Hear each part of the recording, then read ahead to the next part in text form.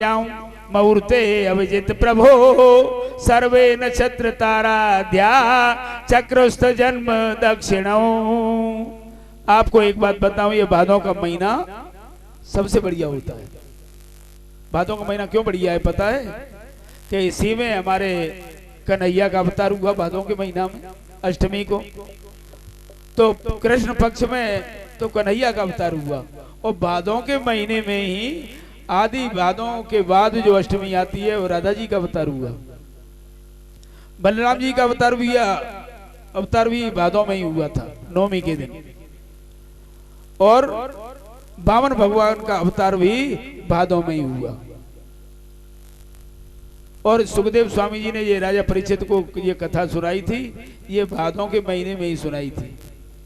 भादों के महीना के शुक्ल पक्ष की द्वादशी तिथि के दिन और ठीक 12 बजे भगवान श्री नारायण देवताओं की कार्य सिद्धि के लिए माता अदिति के महल में प्रकट हो गए। बोलिए वामन भगवान की।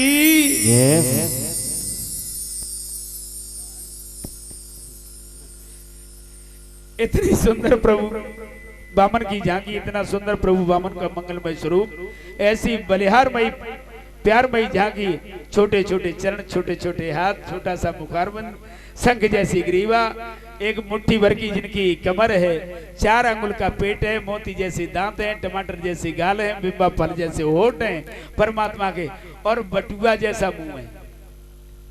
बहुत सुंदर है परमात्मा। ऐसी सुंदर भगवान वामन की झांकी देवताओं ने मिलकर के वामन भगवान का स्वागत किया। वामन भगवान के दर्शन करके समस्त देवता एकदम खुश हो गए, प्रसन्न हो गए, गदगद हो गए और उनके चरणों में प्रणाम करने लगे। माता अदिति ने आज वामन भगवान को कोपीन पहनाई। बृहस्पति जी ने आकर वामन प्रभु को जनेऊ धारण करवाया। देशाओं के स्वामी जगतपति को आज छत्र समर्पित किया जा रहा है। देशाओं के जो दिक्पाल हैं उन्होंने आज भगवान को, सप्तऋषियों ने भगवान को, ब्रह्मा जी ने कमंडल समर्पित किया और सप्तऋषियों को ने भगवान को कुशा समर्पित की, खड़ाऊ चरणों में समर्पित की और भगवती उमा देवी ने भिक्षा पात्र में भिक्षा दी। बोलिए भक्त वत्सल भगवान की।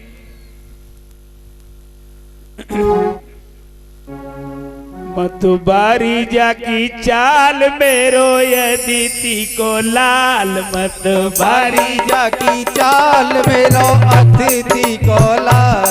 से कुंज बिहारी से रस बिगारी से सखीर मुरने ना लड़ गई, सखीर मुरने ना लड़ गए, सखीर मुरने ना लड़ गए, सखीर मुरने ना लड़ गए, ना लड़ गए मेरे बाकी बिहारी से, ना लड़ गए मेरे बाकी बिहारी से। उन्हीं ने ना लड़ गई, वो तो उन्हीं ने ना लड़ गई, वो तो लड़ गई रे। सखीर मुरने ना लड़ गए, सखीर मुरने ना लड़ गए, सखीर मुरने ना लड़ गए, सखीर मुरने ना लड़ गए।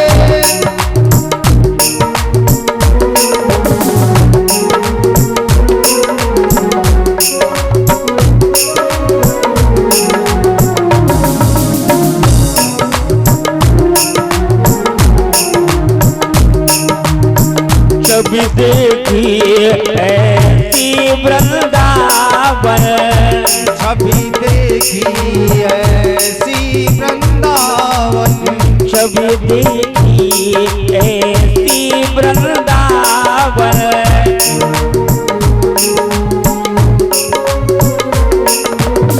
कर रसिया मेरा मन भावन, चारो रसिया मेरा मन भावन।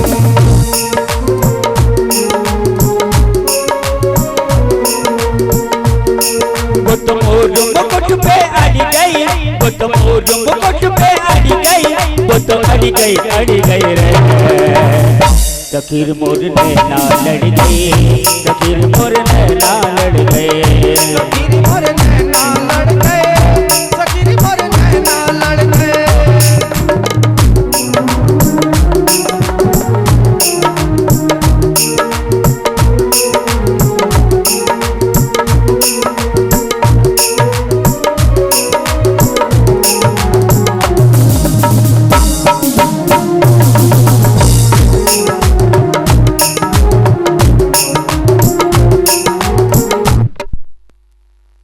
तेरी मेरे सूरत समाई, कैसे भूल जाऊं श्याम तेरी याद आई, कैसे भूल जाऊं श्याम तेरी याद आई। तो बंसी के पीछे पड़ गई, वो तो बंसी के पीछे पड़ गई, वो तो पड़ गई रे।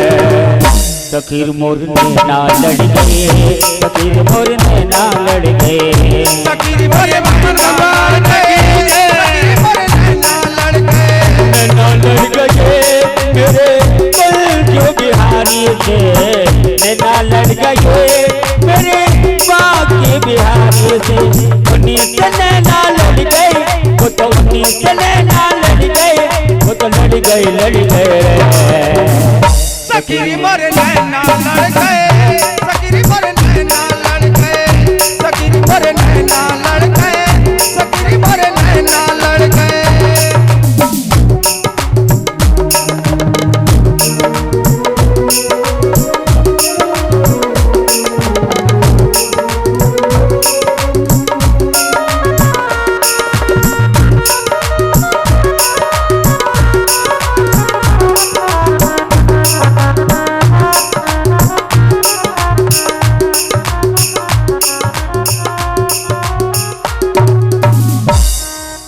बोलिए बामन भगवान की जय हो। सामने सट जाओ, सामने सट जाओ। बामन भगवान की झांकी का दर्शन करने दो सभी को। कृपया बैठ के देखें, सभी आनंद लें। कृपया सभी बच्चे बैठ जाएं और बैठ के एक एक करके अपना बावन भगवान का पूजन करें और अपने अपनी जगह पर स्थान ग्रहण करें।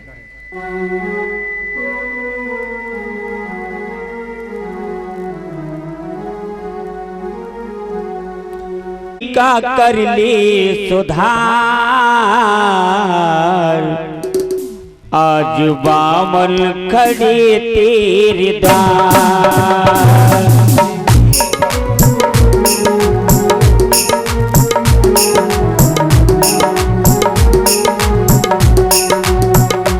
जिंदगी का तू कर ले। आ रहे भास्कर आ रहे, ऐसा प्रतीत हो रहा है मुझे। आचार्य शुक्राचार्य जी ने कहा, राजन सूर्य नहीं तो चंद्रमा तो अवश्य होंगे। इतना सुंदर स्वरूप तो हमने भी जीवन में कभी नहीं देखा। मनोहर झांकी है, जीवन में पहली बार देखी ऐसी झांकी। आपस में गुरु शिष्य वार्ता कर रहे हैं, बामन भगवान पास में पहुंच गए। राजा बलि खड़े हो गए बामन भगवान को देखते ही। भगवान बामन का बहुत सुंदर स्वागत किया। स्वागतम ते नमस्तोभ्यं ब्रह्मन् किं कर्वामते, ब्रह्मर्षीणां तपस्साक्षात् अन्मन्ये त्वार्य वपुर्धरम्। आपको बहुत बहुत स्वागत करता हूँ। आपके सुंदर स्वरूप को देख करके। आपके हाथ में माला लगी है, एक हाथ में कमंडलू है, बगल में छाता है, चरणों में खड़ा हुए हैं। ऐसा सुंदर मनमोहक रूप देख करके बलि गदगद हो रहे हैं। परिवार कुटुंब के सहित मैं आपका स्वागत करता हूं। मेरा कितना भाग्य है, इस तरह से मैं कितना भाग्यवान हूं। आज खुश हो रहे राजा बलि और विधिवत पूजन किया। आज मेरे पितर तृप्त हो गए, आज मेरा कुल पवित्र हो गया। महाराज बलि कह रहे हैं, आज मैं धन्य हो गया, मेरा यज्ञ सफल हो गया। आप जैसे परम तेजस्वी अमृत तेजस्वी ब्राह्मण यज्ञ में पधारे। बलि महाराज ने बामन प्रभु के चरणों में प्रणाम किया। बामन भगवान ने सोचा किसी से कुछ लेना होता है तो कुछ दिखाना पड़ता है। पहले मौन खड़े हैं, अखंड जाप चल रहा है, कमंडल हाथ में, शांत खड़े हैं। बलि ने प्रणाम करके पूछा, आपका आश्रम कहाँ है, कहाँ रहते हैं आप, आपके माता पिता कहाँ रहते हैं? बलि ने शुक्राचार्य की ओर इशारा किया, गुरुजी ये तो ब्रह्मचारी बोलते ही नहीं। शुक्राचार्य जी बोलो देखो इनका जाप चल रहा है, माला जाप चल रहा है। अब बलि की श्रद्धा और ज्यादा बढ़ गई। ऐसा भजनानंदी संत ऐसे मेरे यज्ञ मंडप में आया है, मेरा यज्ञ सफल हो गया। आज हाथ जोड़ करके बोले महाराज बलि बताइए मैं आपकी क्या सेवा कर सकता हूँ। पता नहीं मेरा तो मन ऐसा करता है कि आपको मैं क्या नहीं दे दूं, और आपसे तो मैं ये सुनना चाहता हूँ जो आप मांगेंगे वही मैं आपकी सेवा करूंगा। गाम कांचनम गुणवदन धामम मृष्टम तथान्नोपेतवा विप्र कन्या ग्रामान समृद्धान स्तुर्गान गाजान व रथांस स्त्रात्मम संप्रतीक्ष। महाराज आपको 2-4 हजार गौ दान में दे दूं, सोने का बना महल आपको दान में दे दूं, आपका विवाह नहीं हुआ हो तो किसी ब्राह्मण कन्या के साथ आपका विवाह करवा दूं। 10-5 ब्राह्मण कन्याओं का विवाह हर साल अपने राजकोष से करवाता हूं, तो एक सेवा आपकी भी कर दूंगा महाराज। लेकिन आप तो कुछ बोलते ही नहीं महाराज। मैं बनावटी बात नहीं करता, अगर आप चाहें तो मैं आपको सब कुछ दे सकता हूं। ऐसा नन्हा सा ब्राह्मण इतना मस्तिष्क पर दिव्य अनुभूति, आप बोलिए क्या सेवा करूं। भगवान ने मन में सोचा हमसे बड़ा प्रसन्न हो रहा है बलि। इतनी बातें सुनकर के भगवान ने माला पूरी कर ली। ओहो आपका नाम बलि है? बामन भगवान ने कहा। बलि बोली जी प्रभु मुझे बलि ही कहते हैं। आपके परबाबा हिरण्यकश्यप बड़े दानी थे, आपके बाबा प्रहलाद बड़े भारी दानी थे, आपके पिता विरोचन भी बहुत बड़े दानी थे, और आप यदि मुझे दान की बात करते हैं तो कोई आश्चर्य की बात नहीं है। लेकिन संकोच तो ये है राजन कि मैं तुम्हारी इस इच्छा को पूरी नहीं कर सकता। बलि ने कहा पूर्ण क्यों नहीं कर सकते? भगवान बोले मैं महान त्यागी हूँ, 1 पैसा भी दान नहीं लेता हूँ हाथ में। बलि ने कहा आपको कुछ तो लेना होगा महाराज, मेरे यहाँ यज्ञ हो रहा है, आप जैसा विद्वान पधारा है। भगवान बोला क्यों किसी से कुछ ले, अकेला शरीर है, मेरे पास छाता है, वर्षा आती है तो छाता तान लेता हूँ, पानी पीने के लिए कमंडल है, भिक्षा के लिए पात्र दे दिया है माँ भगवती ने, एक मैया ने। मेरी कोई कामना नहीं है राजन, क्या मांगना। राजा बलि चरणों में गिरकर बोले सुनिए आप अकेले इसलिए कुछ लेना नहीं चाहते तो विवाह करवा दूं मैं महाराज। विवाह के चक्कर में नहीं पड़ूंगा महाराज, विवाह करके फिर रोना पड़ता है, यदि कोई बच्चा मर गया तो फिर रोना पड़ेगा, तो वो कौन रोएगा। राजा बलि बोले वो तो महाराज रोना तो आपको ही पड़ेगा। कंचन का महल बनवा दूं, यानी अनेक प्रकार के बड़ा भंडार खुलवा दूंगा। मैं तो ये सोच रहा हूं महाराज आपको सब कुछ दे दूं। बलि बोले महाराज क्या चाहिए आपको? 2 घंटे से आप जैसे जैसे मनाया फिर भी मना कर दिया, आपको हाँ तो करनी पड़ेगी महाराज। प्रभु संकोच में पड़ करके गंभीर होकर के बोले क्या बताएं बलि, आपने तो हमें धर्म संकट में डाल दिया। बलि बोले काहे का धर्म संकट महाराज? अरे राजन धर्म संकट तो है ही, यदि मैं दान लेता हूं तो हमारे मन को तकलीफ होती है, नहीं लेता हूं तो तुम्हें कष्ट होगा। अब मैं सोचता हूं दुचित कबहू परितोष न लाहें, कुछ ऐसा काम करूं जिससे मेरा नियम भी न बिगड़े और तुम्हारे मन को कष्ट भी नहीं हो। देखो ज्यादा दान तो लेंगे नहीं, अब तो हमने नियम बिगड़ जाएगा, और बिल्कुल नहीं लेंगे तो भी तुम्हें कष्ट होगा। इसलिए तस्मात् त्वत्तो महिमीसी बणे हम वर्ष दर्भवात पदान तीर्ण देतेन्द्र सम्मितान पदाम मम। तुम्हें हम आपसे यही याचना करते हैं कि केवल हमें 3 पैर पृथ्वी दान में दे दो बस। अब हम ज्यादा नहीं लेंगे आपसे, इसलिए नियम भी नहीं बिगड़ेगा और ले भी रहे इसलिए तुम्हें भी तकलीफ नहीं होगी। बलि ने हंस करके कहा एक बात कहूं पंडित जी बुरा मत मानना, आप रहे बामन के बामन, मांगना भी नहीं आता, केवल 3 पैर पृथ्वी मांगी आपने मेरे जैसे त्रिलोकी के पास आकर के। इसलिए तो कहते हैं कि अग्रिम बुद्धि बानिया और मध्यम बुद्धि जाट और तर्क बुद्धि तुर्कड़ा बामन चौपट पाठ। आप छोटे हैं तो आपकी बुद्धि भी छोटी है, इसलिए मांगना नहीं आता। भगवान ने मन में कहा पहले तू 3 पैर ही दे दी, मन में सोच रहे हैं भगवान ये 3 नहीं है पूरे कर लियो। बलि ने कहा अब क्या बताऊं महाराज, मेरी तो बहुत कुछ इच्छा थी आपको देने की, लेकिन आप 3 पैर ही लेना चाहते हैं। भगवान ने कहा हमने कथाएं सुनी है, आज 5 काम लोगे तो कल 50 की इच्छा होगी, जब 1 हुआ तो 10 होते, 10 होकर 100 की इच्छा है, 100 से सहस्र पर पहुंच गया, फिर 1 लाख की इच्छा है, धीरे धीरे बढ़ते बढ़ते राजा के पद पर पहुंचा है, फिर भी संतोष नहीं पाया। ऐसी डायन ये तृष्णा है, वयमेव तृष्णा, तृष्णा जीर्णा वयमेव जीर्णा। हमें जीर्ण हो जाते हैं लेकिन तृष्णा जीर्ण नहीं होती। इसलिए मेरी कामनाओं पर मैंने अपने संयम कर लिया है। 3 पैर से 3.25 पैर भी नहीं लूंगा राजन, और वो भी 3 पैर लूंगा तो इस 52 आंगुल के जो मेरा शरीर है इसी अपने पैरों से, छोटे छोटे पैरों से लूंगा। बलि बोला महाराज 3.5 मिलाने के तो पूरे टोटल हो आप, फिर आप 3 पैर में क्या होगा? भगवान बोले न 2.25 लेंगे न 3.25 लेंगे, देना है तो 2 और नहीं तो हम जाते हैं, जाने दो हमें। बलि ने सोचा क्या बताऊं महाराज, आज सवेरे सवेरे ऐसा दिव्य ब्राह्मण आया, ऐसा त्यागी कि मैंने जीवन में आज तक ऐसा ब्राह्मण नहीं देखा। मैं देने को बोलता हूं वो मना करता जाता है, मांगी भी तो 3 पैर धरती, और जहां से उचित समझे 3 पैर धरती हमें नाप दें। राजा ने कहा जहां तुम्हारी इच्छा हो वहां से नाप लो।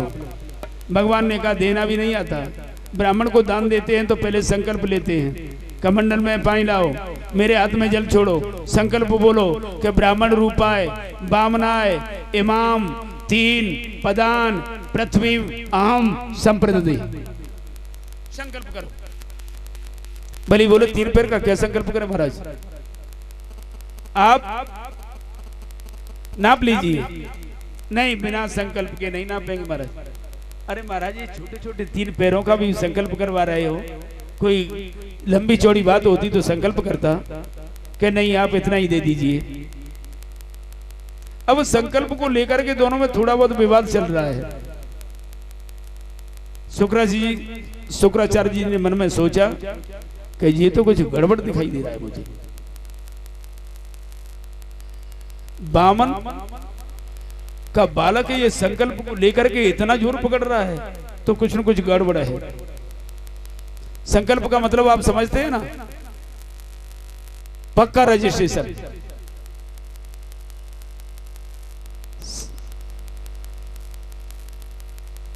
बलि बोले हमारा संकल्प के लिए मैं तैयार हूं, और जैसे ही उन्होंने बामन भगवान ने कहा लो कमंडल मेरा है, तो पहले कमंडल संतन के पास वैसे होता था, मैं टोंटी होती।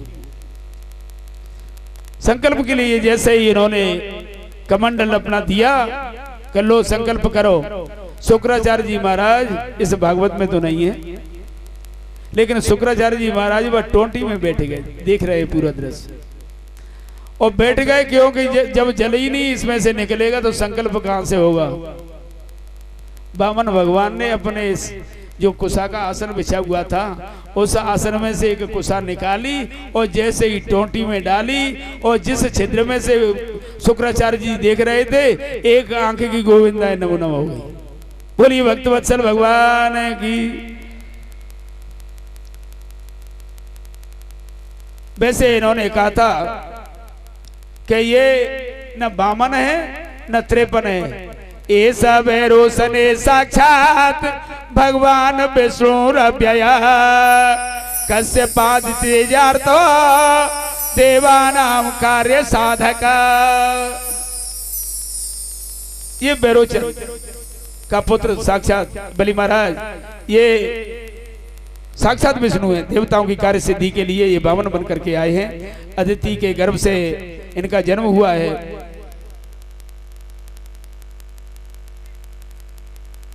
गुरुजी ने कहा झूठ बोल जाओ, कुछ दिए जाएंगे नहीं, तो उनके प्रभाव से ये जो प्रथम पुत्र हुआ था वो कुंवारी अवस्था में हुआ था कान के माध्यम से, तो मैंने गंगा जी में लोकलाज की भैंस बहा दिया उसे। वो जाकर के अधरथ नाम के जो सूत थे उन्हें मिला, और उन्हें जाके जो कौनते पुत्र कर्ण था वही राधा ने पालन किया, तो वही राधे कर्ण हो गया। वो तुम्हारा बड़ा भाई था। युधिष्ठिर जी ने कहा माँ तूने ये बात छिपाई है मुझसे, अगर हमें पता होता कि कर्ण हमारा बड़ा भाई है तो हम उसे क्यों मरने देते। आज वो राज्य का जो अधिकारी था वो हमारा बड़ा भाई कर्ण ही होता। मैं तुम्हें श्राप देता हूं कि आज के बाद कोई भी माता बहन अपने हृदय में किसी भी बात को छुपावेगी नहीं। और इनका स्वभाव वास्तव में तभी से ऐसा चला आ रहा है। ये कहेंगी पहले हम नहीं बतावेंगी, कहते हमते हमारे रखने मने कर दीजिए। और वैसे बात ये धीरे धीरे अगर ये पूजा करवे जाए, भजन कर कहूँ कीर्तन में हो तो अपनी पूरी घर की बात और धीरे धीरे अपनी सहेलियों को बता देंगे। इनके पेट में बात छुपती नहीं। तो ऐसा बलि ने कहा गुरुजी अगर ये परमात्मा है तो मेरे तो दोनों ही हाथों में लड्डू हैं। अगर बामन है तो 3 पैर पृथ्वी से होता क्या है। अगर ये भगवान है तो मेरा अहोभाग्य है कि मेरे दरवाजे पर आज त्रिलोकी का नाथ आया है भीख मांगने के लिए। जैसे ही संकल्प किया तो परमात्मा ने एक चरण में पग पाताले शीश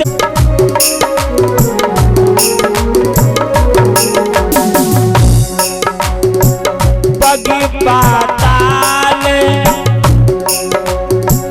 शीशा आज धामा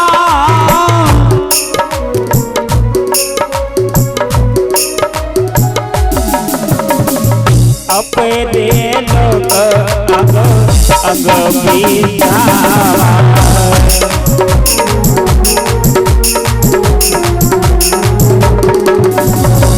अपने लोग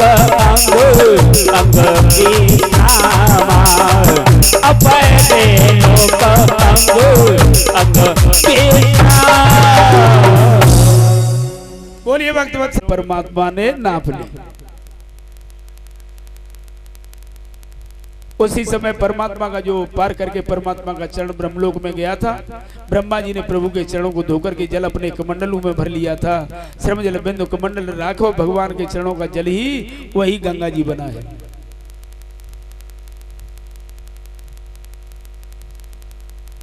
जामवंत जी ने उसी समय पर आकर के जब ही त्रिविक्रम भयो खरारी और तब में तरुण रहा अति भारी।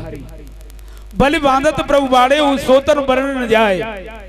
बलि को अपने बंधन में बांधने के लिए, अपनी बाचा में बांधने के लिए जो परमात्मा ने वामन भगवान ने जो रूप बनाया था, जामवंत जी कहते हैं ओ वह घड़ी में दीनी से 7 प्रदक्षिण धाए। जामवंत जी महाराज इतने बलवान थे, इतने ताकतवर थे कि ये सत्यों की बात है। उस समय पर उन्होंने ऐसा रूप अपना परमात्मा के रूप की और 2 घड़ी कहते हैं, वह घड़ी कहते हैं 2 घड़ी, 1 घड़ी 24 मिनट, 2 घड़ी 48 मिनट।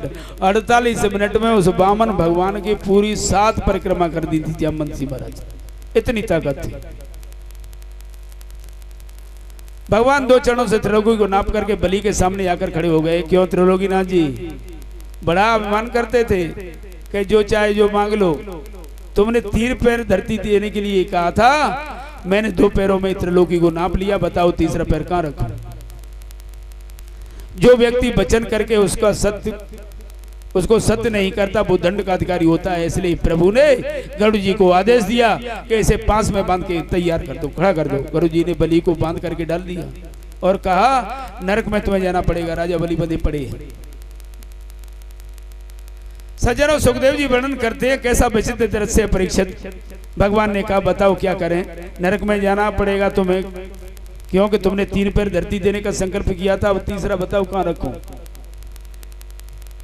राजा बलि ने कहा भगवान एक बात बताइए कि धन बड़ा होता है कि धन का स्वामी बड़ा होता है। भगवान बोले धन का जो मालिक है वो धन से 100 गुना बड़ा होता है। बलि ने तुरंत ही कहा महाराज के यद्योत्तम श्लोक भवान ममेरितम बचो व्यलीकम सुरवर्य मन्ये करोम्य तम तन्न भवेत प्रलंबन पदम तृतीयम कुरुशीर्ष में नियम। अभी तक आपने मेरे धन को नापा है महाराज, धन का मालिक तो बाकी है। तीसरे चरण को मेरे सिर पर रख दिए महाराज। नरक में जाने से मुझे बचाइए। वैसे महाराज नरक में जाने से मुझे डर नहीं लगता, डरता हूं तो केवल एक बात से डरता हूं कि किसी ब्राह्मण को दिया हुआ वचन और कभी मेरा झूठा न हो जाए, और किसी चीज से मैं नहीं डरता महाराज। आचार्य सुखदेव जी कहते हैं कि जैसे ही बलि ने कहा कि तीसरा चरण मेरे सिर पर रखो, राजन बलि राजा के मस्तिष्क पर मेरे गोविंद ने तीसरा चरण रखा। उनके नेत्रों से आंसू की धार बह चली। बाहर बलि आया था तुम्हें छलने के लिए, लेकिन तूने ही मुझे छल लिया। इतना सब कुछ लुट जाने के बाद और जिससे जरा भी क्रोध नहीं आवे, तीसरा चरण उस बलि के मस्तक पर रख दिया। इतने में वहां बलि की पत्नी आई और उसने आकर प्रभु के चरणों में जल चढ़ाया और प्रणाम किया।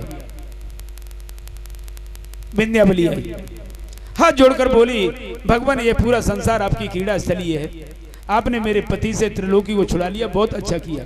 भगवान ने सोचा तो क्या इस खानदान में सब ज्ञानी ज्ञानी भरे हुए हैं, जो आता है वो यही कहता है कि आपने बहुत अच्छा किया। इतने में बलि के बाबा प्रहलाद जी आ गए। उन्होंने सभा में प्रवेश करते ही कहा, मेरे पुत्र बलि को आपने त्रिलोकी का राजा बनाया, ये कृपा की और तीनों लोगों को छुड़ा लिया। वैसे गर्ग संहिता में ये है कि भगवान ने ये कहा है कि तुम मुझसे कुछ वरदान मांग लो, आप देते हैं। बड़ी कृपा की, ब्रह्मा जी ने बलि को छुड़वा दिया करके। भगवान ने कहा, बेटा प्रहलाद, आज मेरा हृदय बहुत प्रसन्न है, तुम्हारा पुत्र बलि तुमसे ज्यादा भक्त निकला। भगवान बोल रहे हैं, तुमसे भी ज्यादा ज्ञानी है, इसलिए सुतल लोक का राज्य आज मैं बलि को देता हूँ। बड़े बड़े देवता भी जिसका बंधन करते हैं उस सुतल लोक का राज तो मैंने बलि को दे दिया, अपनी तरफ से दे दिया। यदि बलि के मन में कोई कामना है तो मांग सकते हैं। क्या चाहिए बोलो, क्या चाहिए? तो देखिए कितना सुंदर उत्तर दिया कि हाड़ त्यागी गई मही को, फिर लौट न पाऊं धरो छिति माही। चकई त्यागी गई पिय को, फिर हेरत बाट बटाऊ की नाई। कब कब के तुम दानी भये, मेरे ही द्वार पसारिए बाई। मांगने की कहते हो, चाहे लौट के गंग पछोई बहे, पर मंगन पे हम मांगत नहीं। आपने पहले हमसे हमारे दरवाजे पर आके हाथ फैलाया है, इसलिए हम नहीं कुछ देंगे, कुछ नहीं मांगेंगे। बलि बोले, मुझे स्वर्ग नहीं चाहिए, मुझे त्रिलोकी नहीं चाहिए, आप त्रिलोकी लेकर इंद्र को दे दीजिए, मुझे कोई आपत्ति नहीं। यदि मुझे वर देना चाहते हो तो एक वरदान आपसे मांगता हूं महाराज, कि जब भी अपने महल से निकलूं, मेरे मकान के, मेरे महल के 52 दरवाजे हैं, और 52 दरवाजे पर जिस दरवाजे से मैं बाहर निकलूं और आपका दर्शन मुझे होना चाहिए महाराज। भगवान ने कहा, इसका मतलब तो ये है कि हम तुम्हारे चपरासी बन जाएं। बलि बोले, ऐसा मैंने कब कहा है महाराज, मैं तो ये चाहता हूं कि आप मुझे दर्शन देते रहें। तो भगवान ने कहा, तुम महल से कब निकलोगे और कब महल में प्रवेश करोगे मुझे क्या मालूम, तुम नित्य ही द्वार पर मेरा दर्शन करोगे, मेरा आशीर्वाद है, मैं तुम्हारा द्वारपाल बनूंगा। इसलिए परमात्मा ने 48 दरवाजे बंद कर दिए, 4 दरवाजे मुख्य रखे, जिस पर भगवान वामन, आज भी भगवान शंकर, विष्णु भगवान और ये ब्रह्मा सब अपने क्रम से राजा बलि के यहाँ पहरा देते हैं।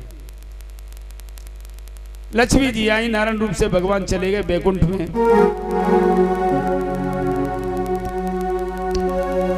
छोटे भैया तेरे द्वार, भेना बड़ी दूर से आई।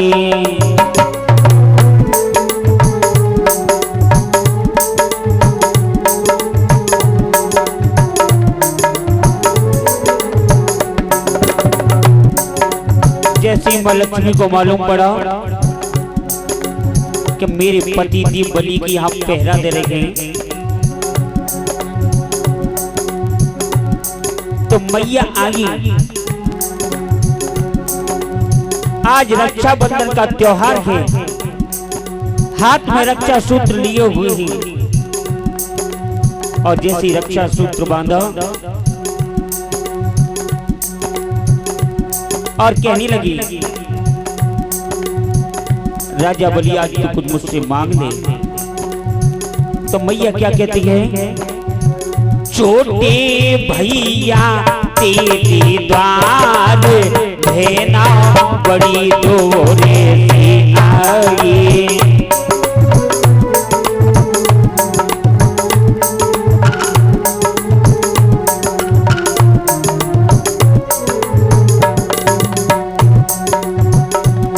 भैया मेरी ये इच्छा पद पाइल हाथों में रक्षा।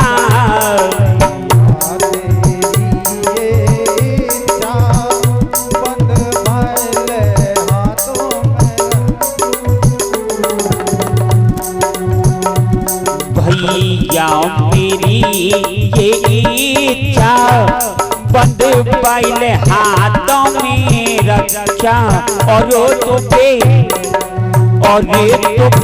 मांगो पहरेदार भेना बड़ी दूरे से आई। छोटे भैया तेरे द्वार बहना बड़ी दूर से आई।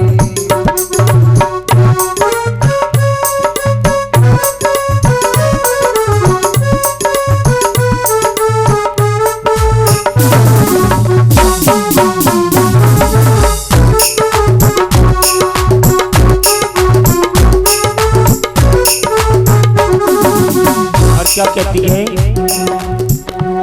भैया तेरे जीजा जी करते हैं अपनी राजी। भैया तेरे जीजा जी करते हैं अपनी राजी। जाजी विनोती करो हजार भेना बड़ी दूरे से आई। छोटे भैया तेरे द्वार बहना बड़ी दूर से आई। जैसे ही पहरेदार का नाम लिया, बलि समझ गया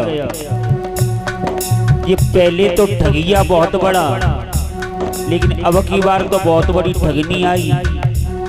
ये पहरेदार को भी लिए जा रही है। और अंत में क्या हुआ, ना राम रही नहीं माया, बलि सिरा धुनी धुनी पछताया। राम रही ना माया, बलि सिर धुने धुने पछताया। ये दोनों करी गए बंटा धार भेना बड़ी दूरे से आई। छोटे भैया तेरे द्वार बहना बड़ी दूर से आई। छोटे भैया तेरे द्वार भेना बड़ी दूरे से आई। छोटे भैया तेरे द्वार बहना बड़ी दूरे से आई। बोलिए भक्तवत्सल भगवान की।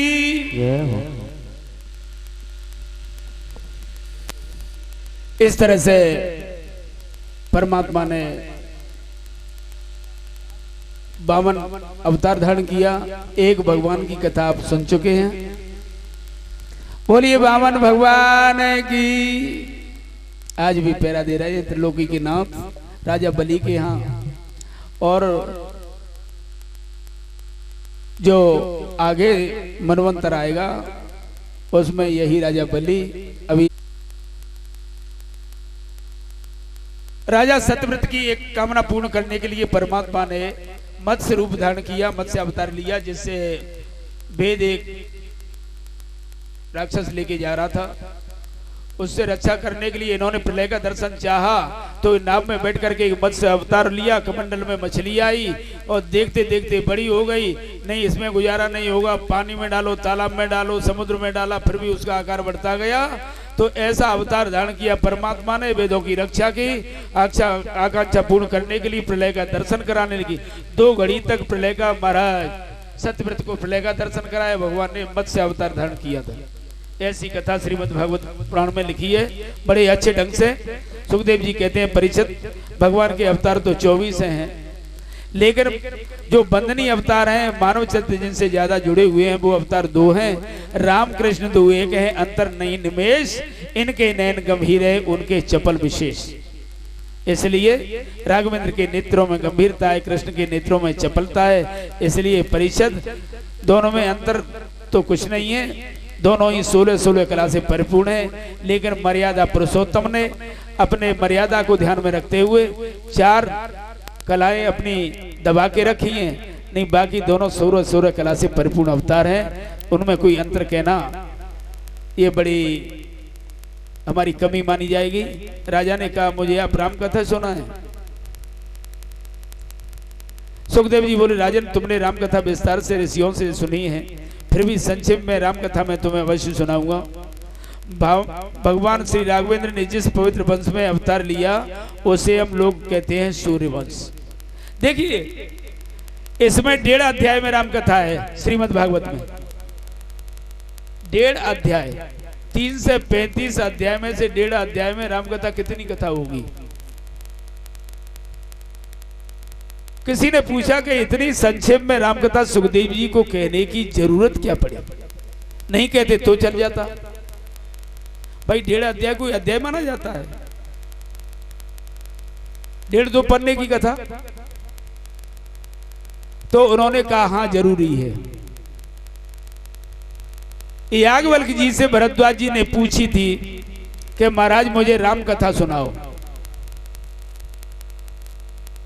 याज्ञवल्क्य जी से भरद्वाज जी ने कहा कि महाराज मैं राम कथा सुनना चाहता हूं। और याज्ञवल्क्य जी ने भरद्वाज जी को सबसे पहले शिव कथा सुनाई, क्योंकि उन्होंने कहा था प्रथमय मैं कह शिव चरित्र बूझा मर्म तुम्हार। मैं तुम्हारे मर्म को समझ गया, जानना चाहता हूं। अब मैं पहचान गया कि सुच सेवक तुम राम के रहित समस्त विकार। इसलिए रामचरित्र कहने के लिए पहले शंकर जी के चरित्र होने चाहिए और भगवान कन्हैया के चरित्र कहने से पहले, क्योंकि भगवान कन्हैया मेरे गोविंद की लीला बड़ी टेढ़ी मेढ़ी है, इन्हें समझने के लिए पहले मर्यादा पुरुषोत्तम श्री राम की कथा को समझना चाहिए। इसलिए उन्होंने 1.5 अध्याय में राम कथा का वर्णन किया। देखिए बताते हैं नारायण के पुत्र है ब्रह्मा, ब्रह्मा के पुत्र मरीचि है, मरीचि के कश्यप है, कश्यप के पुत्र है सूर्य, सूर्य का एक नाम है विवस्वान। सूर्य का वास्तविक नाम तो विवस्वान है, सूर्यवंश में उनसे ही ये सूर्यवंश प्रारंभ हुआ है।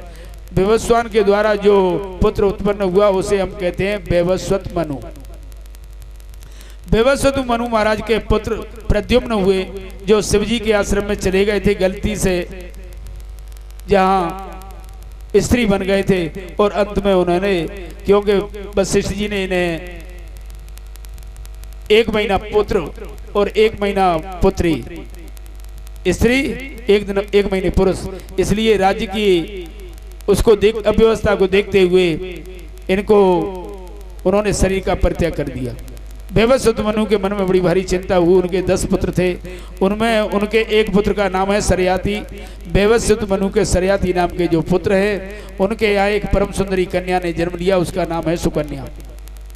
राजा एक बार अपनी सेना को लेकर के वन में गए, वहां च्यवन नाम के ऋषि तपस्या कर रहे थे। उनके सारे शरीर में दीमक चढ़ गई थी, केवल आंखों के सामने 2 गड्ढे दिखाई दे रहे थे।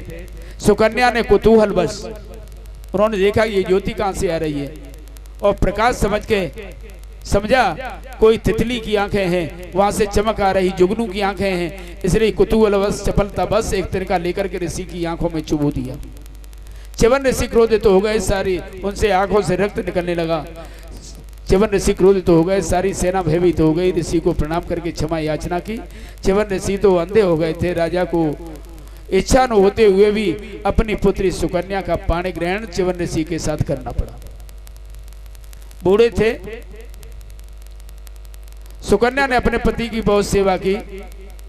अश्विनी कुमारों ने च्यवन ऋषि को आंखों को भी ठीक बना दिया और रोशनी प्रदान की, और उन्होंने अश्विनी कुमारों ने इन्हें युवा अवस्था प्रदान की। सूर्यवंश में एक और प्रतापी राजा हुए, नभग नवर के हुए नाभाग, नाभाग के हुए राजा अम्बरीश। अम्बरीश महाभागा इतनी बड़ी पृथ्वी के सम्राट होकर के भी अम्बरीश के मन में जरा भी अभिमान नहीं है, अहंकार नहीं है। साल भर में आने वाली जितनी एकादशियां हैं शव का व्रत करते हैं और निर्जला व्रत करते हैं। वैसे एकादशी का व्रत करना चाहिए, हमारा धर्म है, धार्मिक रीत से एकादशी का व्रत करना बहुत ज्यादा अनिवार्य है। और शारीरिक स्वास्थ्यता की वजह से भी देखें तो जैसे मशीनरी में 15 दिन बाद एक दिन तो बाको ग्रीस वगैरह करते हैं। जब जिस मशीनरी का हम उपयोग करते हैं तो बाकी पुर्जों में तेल डाले और ग्रीसिंग करे, जिससे सुचारू रूप से चलती रहेगी।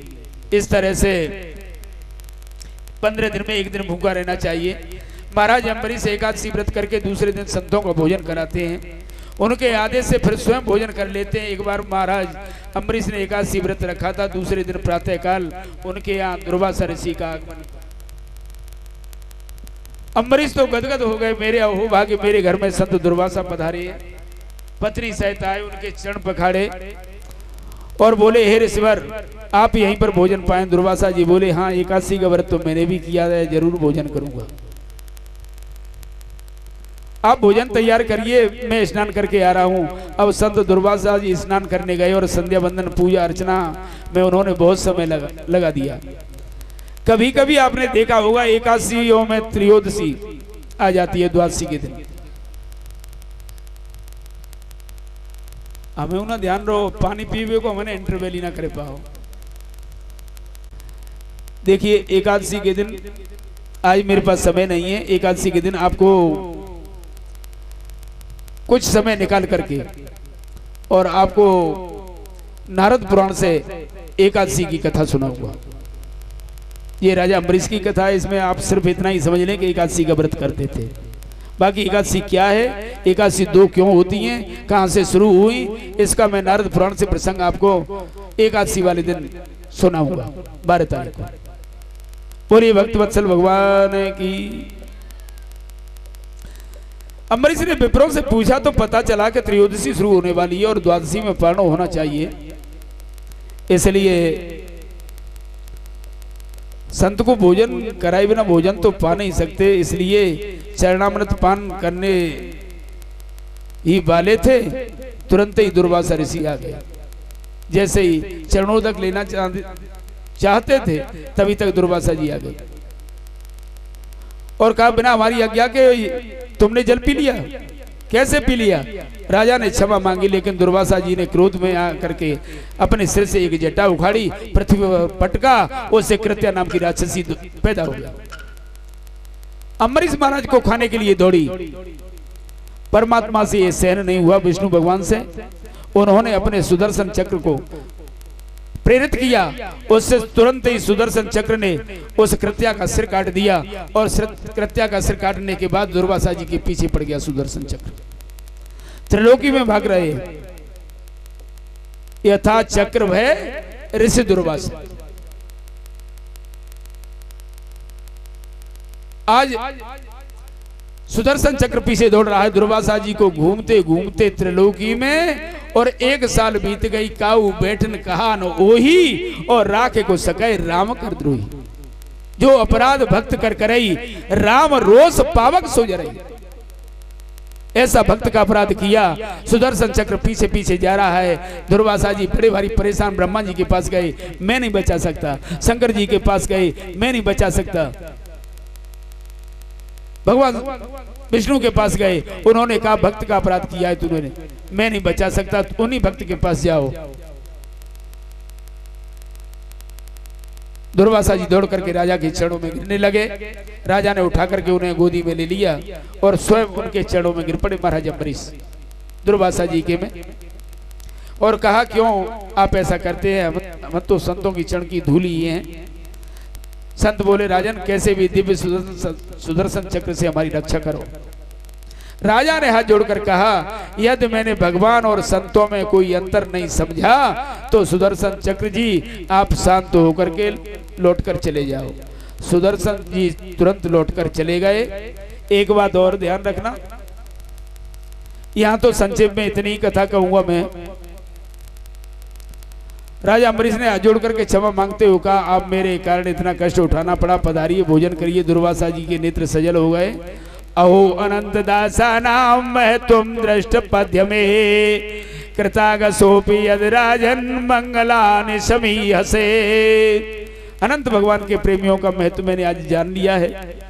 जिस राजा को जलाकर मारने का षड्यंत्र किया था मैंने, उसने ही मेरी सुरक्षा की। बहुत आशीर्वाद देकर के दुर्वासा जी वहां से चले गए।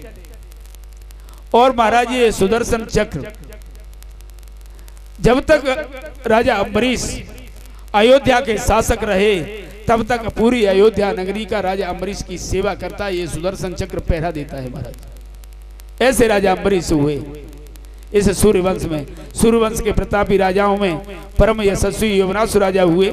सूर्यवंश की ये विशेषता रही है कि यहाँ पर बिना यज्ञ किए किसी के पुत्र ही नहीं हुआ, सूर्यवंश की। और चंद्रवंश की क्या विशेषता है ये पता है कि सूर्यवंश में सूर्य से लेकर चाहे दशरथ जी तक हो, लेकिन अधिकांश राजाओं ने यज्ञ किया है तभी उनके यहाँ पुत्र प्राप्त हुआ है यज्ञ के द्वारा। और चंद्रवंश में बिना झगड़े के कोई विवाह नहीं हुआ। हर विवाह में हर एक के में झगड़ा ही हुआ है, चंद्रमा से लेकर के और द्वारकानाथ भगवान श्री कृष्ण पर्यंत किसी का विवाह राजी से नहीं हुआ, झगड़ा जरूर हुआ है। यवनासुर राजा ने भी यज्ञ किया, लेकिन जो यज्ञ का अभिमंत्रित जल था उस जल को गलती से राजा ने स्वयं पी लिया। पत्नी उस जल को पीती तो उसे पुत्र होता, लेकिन रात्रि में प्यास जोर से लगी। आधी रात्रि पर जो घड़े में अभिमंत्रित जल भरा हुआ था उस जल को प्यास लगने पर और राजा पी गए यवनासुर। वशिष्ठ देव ने ध्यान लगाकर देखा और कहा राजन सब गड़बड़ हो गया। राजा ने पूछा क्या हुआ महाराज? वशिष्ठ जी बोले राजा अब तो आपके पुत्र होगा, आपके द्वारा ही। राजा के मन में बड़ी भारी चिंता हुई। राजा के पेट को चीर करके बालक को बाहर निकाला गया, लेकिन अब सबको चिंता हुई कि बालक दूध किसका पिएगा। तब स्वर्ग से इंद्र आए और उन्होंने अपनी तर्जनी उंगली बच्चे के मुंह में लगा दी और कहा मेरा दुग्धपान करेगा मामधाता, मामधाता, मैं इसकी मां हूं, मैं इसकी मां हूं। इसलिए उस बालक का नाम मानधाता पड़ गया। मानधाता के पुत्र मुचकुंद हुए जो बड़े भारी तपस्वी हुए थे, जिन्होंने भगवान कृष्ण से मुक्ति दिलाई थी। भगवान श्री कृष्ण ने जिन्हें मुक्ति दिलाई थी ऐसे राजा मुचकुंद हुए।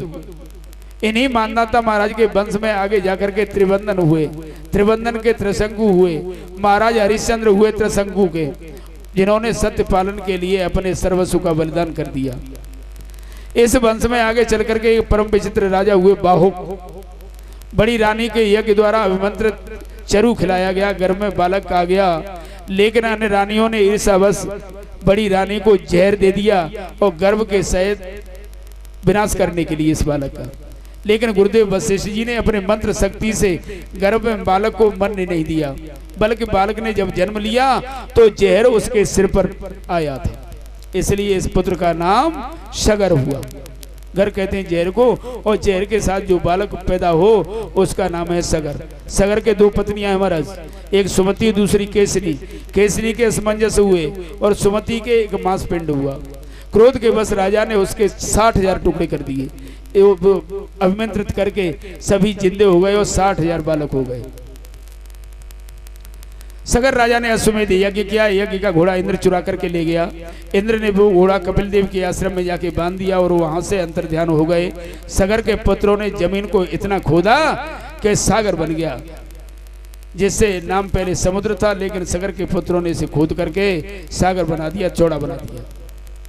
कपिल मुनि के आश्रम में घोड़े को बंधा देख करके जो 60,000 पुत्र अश्व खोजने निकले थे, उन्होंने देख करके भ्रम हो गया उन्हें और चोर समझ करके मारने दौड़े कपिल मुनि को। कपिल देव की आंखें खुलते ही सब जल करके भस्म हो गए। सज्जनों, असमंजस के पुत्र अंशुमान हुए।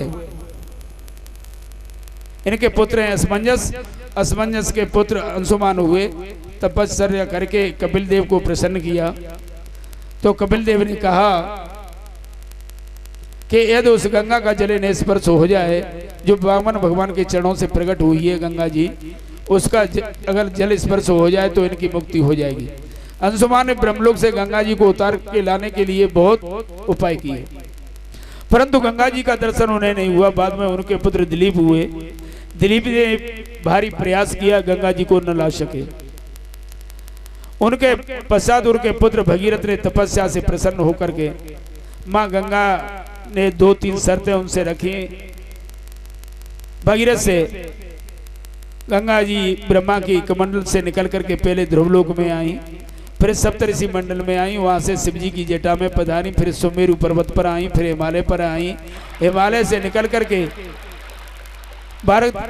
भागीरथी गंगा जी आगे चल रही हैं। सगर के पुत्रों को भस्म का स्पर्श किया, उन्हें सदगति प्राप्त हुई।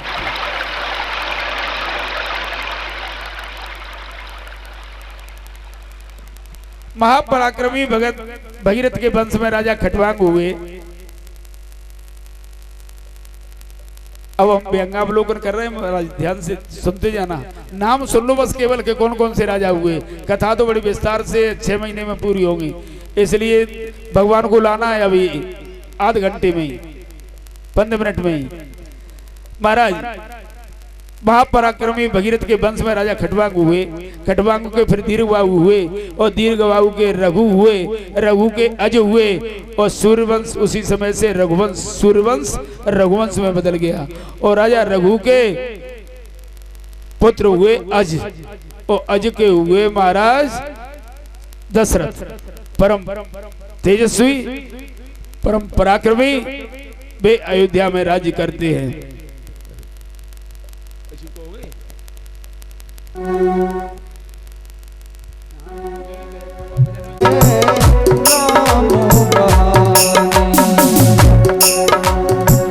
महिमा पुरानी वेद बखानी, महिमा पुरानी वेद बखानी, तुलसी की वाणी शुरू हो रही है राम कहानी, शुरू हो रही है राम कहानी।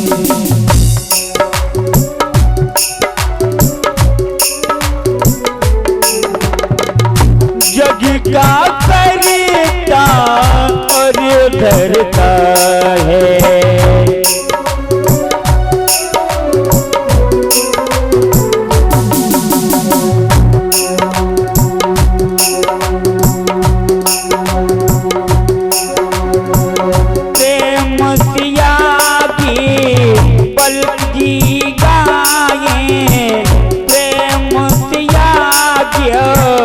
बल्कि जी गाए बनी धन मानी, शुरू हो रही है राम कहानी, हो रही है राम कहानी।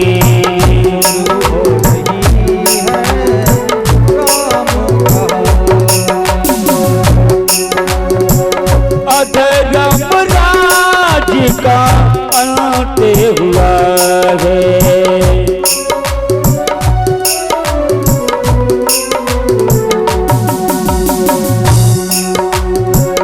जीवन धर्म जीवंत हुआ है।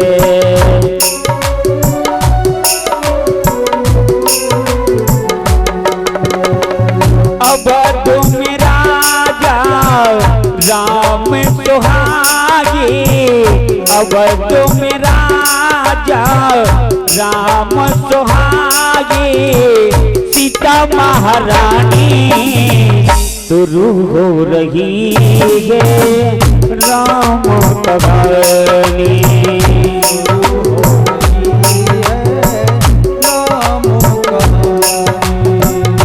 दुनिया का अनमोल रतन है,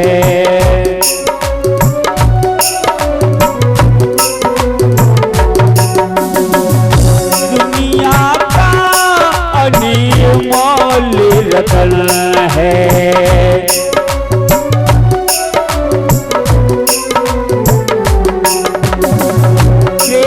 कृष्णानंद का जीवन धन है,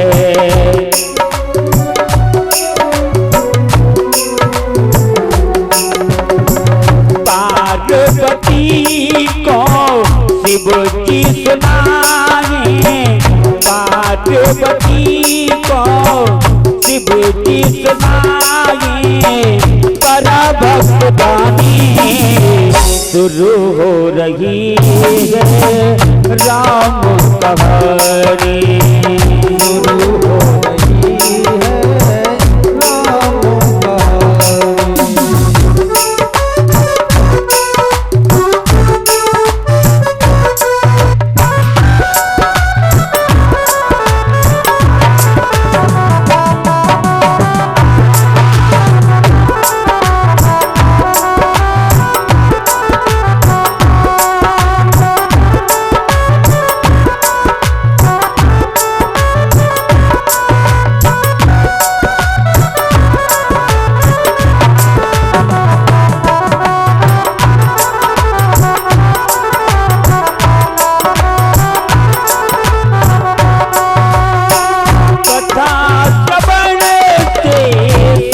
मिलता है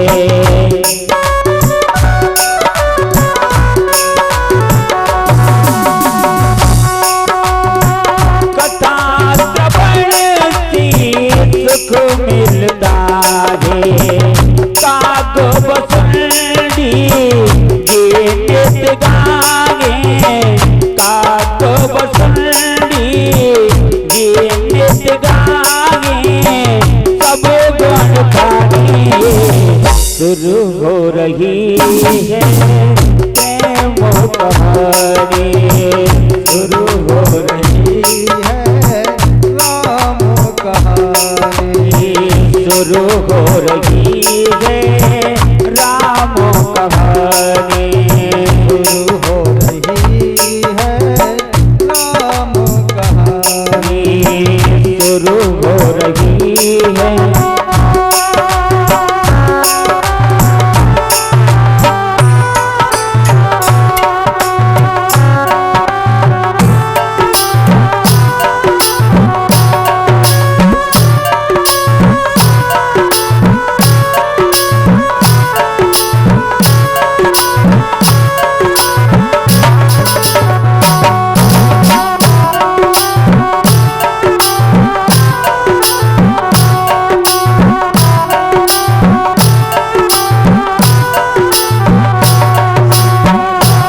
हो रही है राम कहानी, शुरू हो रही है राम कहानी, महिमा पुरानी वेद बखानी, महिमा पुरानी वेद बखानी, तुलसी की वाणी शुरू हो रही है राम कहानी, शुरू हो रही है राम कहानी, शुरू हो रही है राम कहानी।